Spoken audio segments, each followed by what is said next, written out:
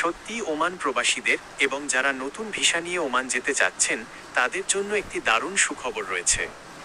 রিয়াদে অনুষ্ঠিত global labour market কনফারেন্সের সাইডলাইনে বাংলাদেশের প্রবাসী কল্যাণ ও বৈদেশিক কর্মসংস্থান উপদেষ্টা আসিফ নজরুল এবং ওমানের শ্রমমন্ত্রী মাহাদ বিন সাইদ বিন আলী বাওয়াইন সালিম আল বুসাইদির মধ্যে একটি অত্যন্ত ফলপ্রসূ বৈঠক অনুষ্ঠিত হয়েছে। এই বৈঠকের পর ওমানের শ্রমবাজার ও ওয়ার্ক ভিসা নিয়ে বেশ কিছু বড় ঘোষণা ও ইতিবাচক সিদ্ধান্ত সামনে এসেছে। নিচে বিস্তারিত তথ্যগুলো তুলে ধরা হলো।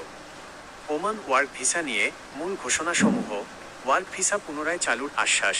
ওমানের শ্রমমন্ত্রী স্পষ্ট করে জানিয়েছেন যে আগামী 2 মাসের মধ্যেই বাংলাদেশিদের জন্য স্থগিত থাকা ওয়ার্ক ভিসা পুনরায় চালু করার প্রক্রিয়া শুরু করা হবে।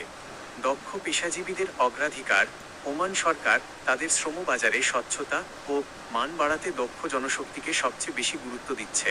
বিশেষ করে বাংলাদেশি প্রকৌশলী, ইঞ্জিনিয়ার, চিকিৎসক, ডক্টর, নার্স এবং আইটি বিশেষজ্ঞদের মতো দক্ষ পেশাজীবীদের জন্য ওমানের শ্রমবাজার আরও বড় পরিসরে উন্মুক্ত করা হচ্ছে। অদক্ষ ও আধাদক্ষ কর্মীদের ভিসা পর্যালোচনা। 2023 সাল থেকে যে অদক্ষ ও আধাদক্ষ, আনস্কিল্ড এবং সেমি স্কিল্ড শ্রমিকদের নতুন ভিসা স্থগিত রাখা হয়েছিল, ওমান সরকার এখন সেটি আনুষ্ঠানিকভাবে পর্যালোচনা করছে। অনিয়মিত কর্মীদের নিয়মিত করার প্রক্রিয়া শেষ হইলেই এই ক্যাটাগরির ভিসাও ধাপে ধাপে খুলে দেওয়া হবে। জরিমানা ছাড়া বৈধ হওয়ার সুযোগ।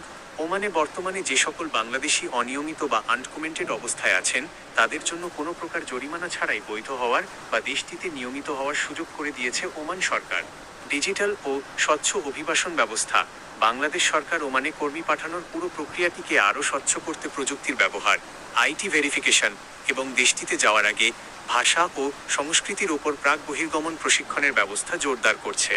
বর্তমান প্রবাসীদের জন্য জরুরি আবহাওয়া ও কর্মকালীন সতর্কবার্তা। বর্তমানে ওমানে তীব্র গ্রীষ্মের খরতাপ চলছে এবং তাপমাত্রা অনেক ক্ষেত্রে 45 ডিগ্রি থেকে 50 ডিগ্রি সেলসিয়াসের কাছাকাছি পৌঁছে যাচ্ছে।